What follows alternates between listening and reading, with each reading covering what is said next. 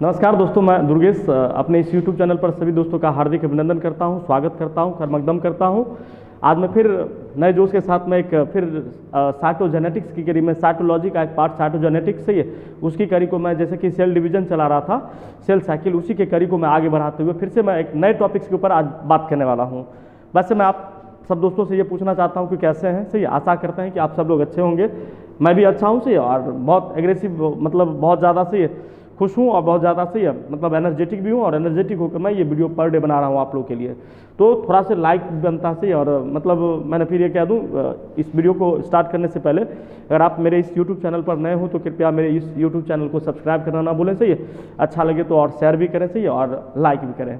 चलिए आइए मैं टू द पॉइंट टॉपिक पर चलता हूँ। सही, इस साइटोलॉजी के मतलब साइटोलॉजी के एक छोटे से पार्ट साइटोजेनेटिक्स चला जाए, उसी में हम लोग सेल साइकिल चला रहे थे। Cell cycle and cell division एक चैप्टर होता है, उसी के अंतर्गत एक टॉपिक्स है, जैसे कि मैंने पिछले क्लास में आपको बताया था। सही है, आप देखे होंगे जिसमें हम बात कर रहे थे सेल साइकिल क्या होता है, कोशिका चक्र जो है वो किस अवस्था से गुजरना पड़ता है, और कोशिका चक्र में कोशिका सेल डिवीजन जो है वह कितने तरह से होते हैं, कोशिका विभाजन कितने तरह से करते हैं, इन तमाम पहलुओं पर हमने बात किया था। सही है, आज मैं मतलब सेल साइकिल का अगर देखा जाए तो सेल साइकिल में कोशिका विभाजन मुख्यतः 3 तरह से होता है, जिसमें अगर पहला देखा जाए तो ए माइटोसिस होता है, और दूसरा अगर बात करूं तो माइटोसिस है, और वहीं अगर मैं तीसरी बात करूं तो तीसरा मियोसिस सेल डिवीजन कहलाता है। मतलब ये 3 तरह से कोशिका विभाजन करता है, जिसको हिंदी में कहते हैं असमसूत्री विभाजन, समसूत्री विभाजन और अर्धसूत्री विभाजन होती है। इसी के ऊपर मैं आज बात करने वाला हूँ। फाइनली मैं आज आपको सही है दिखाता हूँ कि आपके लिए मैंने क्या लाया है। सही है,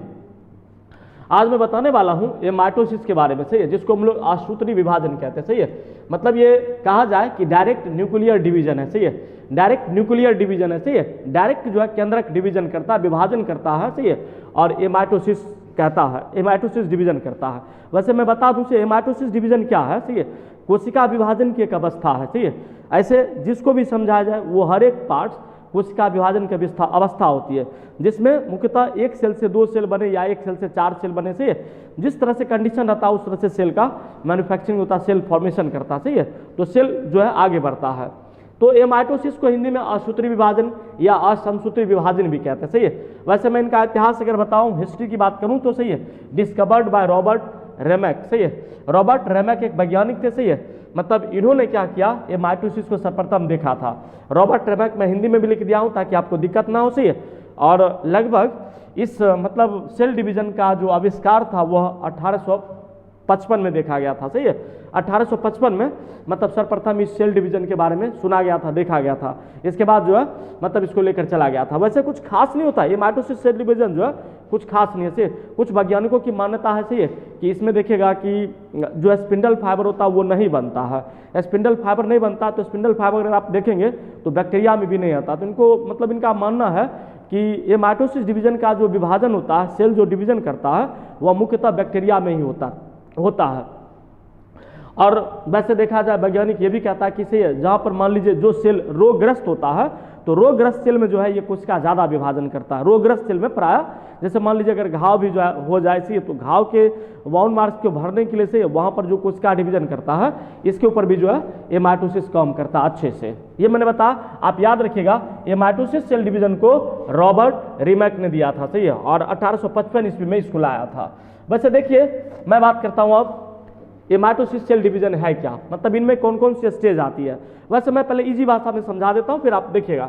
जैसे कि मैं अगर बात करूँ, सही है, आप देखेंगे जैसे मान लीजिए एक सेल है, या सेल है। सही है, सेल के अंदर ये केंद्रक हुआ करता है, ये सेल मेम्ब्रेन, ये सेल मेम्ब्रेन है। सही है, सेल मेम्ब्रेन के अंदर में आप देखेंगे तो इसके अंदर में साइटोप्लाज्म भरा रहता है। सही है, साइटोप्लाज्म जिसको हम लोग कोशिका द्रव कहते हैं। कोशिका द्रव के अंदर ये केंद्रक रहता है, बीच वाला संरचना जिसको हम लोग न्यूक्लियस कहते हैं, सॉरी न्यूक्लियोलस नहीं, न्यूक्लियस कहेंगे। ये अंदर में न्यूक्लियस रचना रहता है। अंदर में नेटवर्क ऑफ क्रोमेटिन रहता है। तो ये न्यूक्लियस क्या होता है, मतलब सेल विभाजन करता है। न्यूक्लियस में देखिएगा हल्का हल्का केंद्रक लंबा होना शुरू हो जाता है। सही है, इस तरह से केंद्रक जो है मतलब डिफरेंशिएशन होने लगता है, केंद्रक लंबा होने लगता है। सही है, और केंद्रक लंबा होकर देखिएगा कंडीशन में मतलब केंद्रक और लंबा हो जाता है, और लंबा होकर केंद्रक कुछ इस तरह से रचना बना लेता है। सही है, इस तरह से ये केंद्रक इस तरह से रचना बना लिया। सही है, अब इस रचना को हम लोग कहेंगे, मतलब आप देखते हैं डमरू के आकार का यह दिखता है, इसलिए इसको हम लोग कहते हैं डम्बेल, डम्बेल शेप। सही है, ये डम्बल शेप जो है मतलब केंद्रक का निर्माण कर लेता है। और मतलब आप देखेंगे तो फिर से यहाँ से देखेंगे थोड़ा सा कर्व आता है, और कर्व आने के बाद मतलब यहाँ से 2 डॉटर सेल बन जाता है, ये 2 डॉटर सेल मतलब पुत्री कोशिका का निर्माण हो जाता है। सही है, तो इसी को हम लोग कहते हैं ये माइटोसिस डिवीजन। मुख्यतः यही अंतर होता है कि ये माइटोसिस सेल डिवीजन में जो है असमसूत्री विभाजन में कोशिका का जब केंद्रक का जब डिफरेंशिएशन होता है, ये न्यूक्लियस आपका है। सही, जब केंद्रक जो है मतलब केंद्रक जब विभाजन कर रहा होता तो केंद्रक अपने आप में लंबा हो जाता, सबसे पहले लंबा हो जाएगा, और लंबा होने के बाद यह डमरू के आकार का संरचना तैयार कर लेता है, और डमरू के आकार में फिर देखेंगे यहाँ से धीरे धीरे कर्व होना शुरू होता है। कर्व होकर धीरे धीरे देखिएगा मतलब जो केंद्रक रहता है वो अलग हो जाता है, केंद्रक अलग, केंद्रक दोनों के दोनों अलग। इसके बाद साइटोप्लाज्म का विभाजन होता है, फिर से जो है मतलब 2 सेल बन जाता है, 2 कोशिका बन जाता है। तो ऐसे यहाँ से वहाँ तक के प्रोसेस को हम लोग कहते हैं ये माइटोसिस सेल डिवीजन होता है, ये माइटोसिस सेल डिवीजन। सही, वैसे मैं और अच्छे से बताता हूँ। से आप ये एनिमेशन के माध्यम से आप देखिए कि मतलब किस तरह से काम करता है। जैसे मान लीजिए ये पेरेंट सेल है, ये वाला भाग देख रहे हैं पेरेंट सेल है, इसके अंदर में जो है ये न्यूक्लियस है, केंद्रक है, बीच में अंदर में भरे रहते हैं साइटोप्लाज्म। अब इस केंद्रक में देखिएगा अगला स्टेप में मैं दिखाया हूँ, इसको मतलब पेरेंटल सेल कहते हैं। सही है, पेरेंटल सेल है ये, पेरेंटल सेल मतलब पैतृक कोशिका जाए मातृ कोशिका कहा जाए, तो ये कोशिका होता है पेरेंटल सेल। आप इसमें देखेंगे दूसरा स्टेप में सबसे पहले पेरेंटल सेल में मतलब केंद्रक मैंने दिखाया, उसके बाद दूसरा स्टेप में आप देखेंगे तो कैरियोकाइनेसिस होती है। सही है, कैरियोकाइनेसिस का मतलब ही होता है केंद्रक का विभाजन होना। कैरियोकाइनेसिस का मतलब होता है केंद्रक का विभाजन, केंद्रक जो है 2 भाग में बंटने लगती है। सही है, तो इस प्रक्रिया को हम लोग कैरियोकाइनेसिस कहते हैं। देखिएगा इसमें केंद्रक देख रहे हैं, केंद्रक कंस्ट्रिक्शन हो रहा है, केंद्रक में जो है इस तरह से मतलब ग्रुप बन रहा है, खांचा बन रहा है, और केंद्रक वाकई लंबा होते जा रहा है। यहाँ से देख रहे हैं सेल में फुर्रो भी बन रहा है, सेल दोनों साइड से धंस भी रहा है। एक समय देखिए ऐसा कंडीशन आता है कि सेल पूरी तरह अंदर चला जाता है, ये पूरी तरह सेल अंदर चला गया, यहाँ इस तरह से रचना बना लेती है। और आप देख रहे हैं केंद्रक जो है इस तरह से पूरी रचना बना लेती है, मतलब ये डम्बेल शेप कहा जाए। सही है, डम्बेल, डम्बेल शेप का ये केंद्रक बना लिया ना, डम्बेल शेप केंद्रक, हमने डमरू के आकार का केंद्रक बना लिया। और ये सेल में फुर्रो भी हो रहा, फुर्रो मतलब खांचा होता है। सही है, खांचा कहिए या कंस्ट्रिक्शन कहिए, सही है, या ग्रुप कह दीजिए। तो साइटोप्लाज्म में ग्रुप भी हो रहा, साइटोप्लाज्म भी 2 भाग में बट रहा, सही, और केंद्रक भी 2 भाग में बट रहा। सही, तो ऐसे प्रोसेस को हम लोग कहेंगे साइटोकाइनेसिस। पहले पेरेंट सेल कैरियोकाइनेसिस स्टेज में गया, कैरियोकाइनेसिस में केंद्रक का विभाजन हुआ। सही है, जब केंद्रक का विभाजन हुआ तो फिर अगले स्टेप में जब सेल डिवीजन के लिए जाता है तो उसमें साइटोकाइनेसिस होता है। साइटोकाइनेसिस में साइटोप्लाज्म जो है मतलब साइटोप्लाज्म का डिवीजन होता है, क्योंकि केंद्रक का बंटवारा हो चुका है। सही है, और कंस्ट्रिक्शन बनना शुरू होंगे, ऐसे साइटोप्लाज्म ये दिखाता है। और ऐसा होते होते धीरे धीरे ये सेल पूरी तरह से अंदर आ जाता है, और यहाँ से आप देखते हैं कि 2 सेल का निर्माण हो गया, ये 2 सेल बन गया। सही है, dividing into the daughter cell. सही है, जिसमें सेल पार्टीशन बन गया, सेल पार्टीशन बन जाता। सही है, और ये दोनों डॉटर सेल का निर्माण हो जाता है, मतलब एक पुत्री कोशिका का निर्माण हो जाता है। सही है, तो ये इजी वे में आप देखते हैं। सही है, कि मतलब ये माइटोसिस जो है किस तरह से डिवीजन करता है, और ये माइटोसिस डिवीजन करके मतलब एक कोशिका से 2 कोशिका बना लेता है, एक डमरू आकार के बनाकर। से बीच में साइटोकाइनेसिस, साइटोप्लाज्म में मतलब कंस्ट्रिक्शन होता है, कंट्रिक्शन होता है साइटोप्लाज्म का, तो एक सेल से 2 सेल बन जाता है। और इसी एक सेल से 2 सेल बनने में मतलब एक सेल पेरेंटल सेल चला, एक पेरेंटल सेल से 2 सेल बनता है, जिसको हम लोग पुत्री कोशिका या इंग्लिश में डॉटर सेल कहते हैं। सही है, तो ये बनता है। इसकी बहुत बड़ी खास विशेषता होती है, आप इसी खास विशेषता के कारण जो है मतलब इनको एक अलग मतलब समूह में बांटा गया कि बोला गया कि ठीक है ये माइटोसिस सेल डिवीजन को मतलब अलग ढंग से रखा जाए। अब किसकी विशेषता क्या होती है जरा समझेंगे। मैंने आपको भी बोला था कि मतलब इसमें देखिएगा ना तो स्पिंडल फाइबर नहीं रहता, बहुत बड़ी चीज से स्पिंडल फाइबर नहीं रहता है। किस तरह से आप देखिएगा इसमें सेल में क्या क्या रहता। सही है, अगर मान लीजिए ये माइटोसिस सेल डिवीजन पर अगर देखा जाए ना तो ये सेक्सुअल रिप्रोडक्शन जो जीव करता है, ये सेक्सुअल रिप्रोडक्शन जो जीव करता है उनमें ज़्यादातर आप चाहें तो देख सकते हैं अच्छे से कि ये माइटोसिस सेल डिवीजन कैसे काम करता है। देखिएगा अगर मान लीजिए पहली मैं विशेषता करूं सेल डिवीजन का, ये माइटोसिस स्टेज में आप देखेंगे तो क्या होता है कि पहली अगर देखा जाए तो नो स्पिंडल फाइबर फॉर्मेशन। सही है, स्पिंडल फाइबर जो है स्पिंडल फाइबर ये नहीं बनेगा, इन स्पिंडल फाइबर का फॉर्मेशन नहीं होगा। पहली विशेषता अगर मैं बात करूं ये होगा, स्पिंडल फाइबर बनेगा ही नहीं। सही है, इसके बाद दूसरा होता है क्रोमेटिन, कहता है क्रोमेटिन कंडेंसेशन। सही है, क्रोमोसोम जो आप केंद्रक के अंदर देखते हैं जो ये नेटवर्क ऑफ क्रोमेटिन रहता है यह संघनित होता है, संघनित होकर से संघनित होकर क्रोमोसोम का एक झुंड बना लेता है जिसको हम लोग नेटवर्क ऑफ क्रोमेटिन कहते हैं।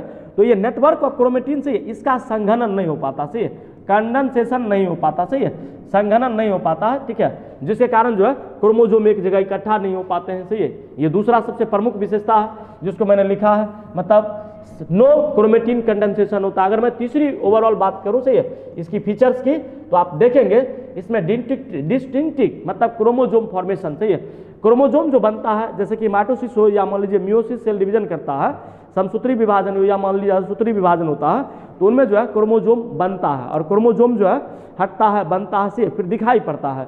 जैसे कि इंटरफेज अवस्था में अगर देखा जाए तो क्रोमोसोम रेस्टिंग स्टेज में रहता है, अगर आप चाहें तो आराम से उस समय क्रोमोसोम को देख सकते हैं, सही है। तो क्रोमोसोम डिस्टिंक्टिव अवस्था में रहता, मतलब क्रोमोसोम का जो है फॉर्मेशन वो नहीं हो पाता, क्रोमोसोम बनता ही नहीं प्रायः ये माइटोसिस सेल डिवीजन में। तीसरी सबसे बड़ी फीचर था, ये सबसे बड़ी विशेषता, सबसे बड़ी कैरेक्टरिस्टिक थी। और मैं अगर चौथी बात करूं तो no prophase, metaphase, anaphase, telophase, सही है। जैसे कि मान लीजिए आप देखेंगे माइटोसिस सेल डिवीजन में, समसूत्री विभाजन में कोशिका विभाजन की अवस्था आती है, जिस अवस्था को हम लोग जैसे कि मान लीजिए प्रोफेज सेल डिवीजन की सबसे पहली अवस्था आती है, माइटोसिस डिवीजन की मैं बात कर रहा हूँ, समसूत्री विभाजन की, तो सबसे पहले अवस्था प्रोफेज होती है, दूसरी अवस्था प्रोफेज के बाद मेटाफेज होती है, मेटाफेज के बाद तीसरी अवस्था एनाफेज आ जाती है और चौथी अवस्था में जो है वो टेलोफेज आ जाती है, सही है। तो ये चारों अवस्था, माइटोसिस डिवीजन करूंगा तो उसमें मैं और डिटेल से बताऊंगा anaphase, prophase, metaphase, anaphase, telophase के बारे में। वैसे ये माइटोसिस सेल डिवीजन में देखिएगा आप, ये चारों अवस्था में किसी अवस्था कोई अवस्था आती ही नहीं है, सही है। डायरेक्ट जो है ना प्रोफेज रहती है, ना मेटाफेज रहती है, ना एनाफेज रहती है, ना टेलोफेज रहती है, सही है। केंद्रक जो है डायरेक्ट सबसे पहले मतलब कैरियोकाइनेसिस करती है, सही है। कैरियोकाइनेसिस के द्वारा देखिएगा केंद्रक का विभाजन होने लगता है, सही है, और पेरेंट सेल में केंद्रक का विभाजन करते हुए, सही है, केंद्रक थोड़ा और लंबा हो जाता है, इलोंगेट हो जाता है, लंबा होकर, सही है, डमरू के आकार का केंद्रक इस तरह से बना लेता, सही है, जिसको हम लोग डम्बेल बोले थे, अभी तुरंत मैं बताता, शेप हो जाता, सही है। फिर इसमें डिवीजन होता है साइटोप्लाज्म का, साइटोप्लाज्म का डिवीजन हुआ, सही है, जिसको हम लोग साइटोकाइनेसिस करेंगे। फिर साइटोकाइनेसिस के द्वारा मतलब सेल मेम्ब्रेन का फिर से डिवीजन होने लगा, साइटोप्लाज्म दो भाग में बढ़ जाएगा और इस प्रकार हम लोग जो है देखेंगे तो एक सेल से दो सेल बन जाएगा, जिसको हम लोग डॉटर सेल कहेंगे, डॉटर सेल कर देंगे, सही है। तो ये सबसे बड़ी विशेषता है दोस्तों, इसको याद रखिएगा। स्पिंडल फाइबर ये माइटोसिस में नहीं बनता है, न क्रोमेटिन का जो है संघनन नहीं हो पाता, सही है, और क्रोमोसोम का भी निर्माण नहीं हो पाता, सही है। और जो कोशिका चक्र की जो चारों अवस्था होती है, प्रोफेज, मेटाफेज, एनाफेज, टेलोफेज, ये सब विभाजन की अवस्था भी नहीं रहती है। ये सबसे बड़ा इनका फीचर है, सही है। इसलिए ये माइटोसिस को एक अलग कंपार्टमेंट में बांटा गया, सही है। ये माइटोसिस को बोला गया कि आप अलग, इनको जो है एक अलग क्लासिफिकेशन में रखा गया, वर्गीकरण किया गया। आशा करता हूं मित्रों कि आप समझे होंगे ये माइटोसिस सेल डिवीजन क्या है।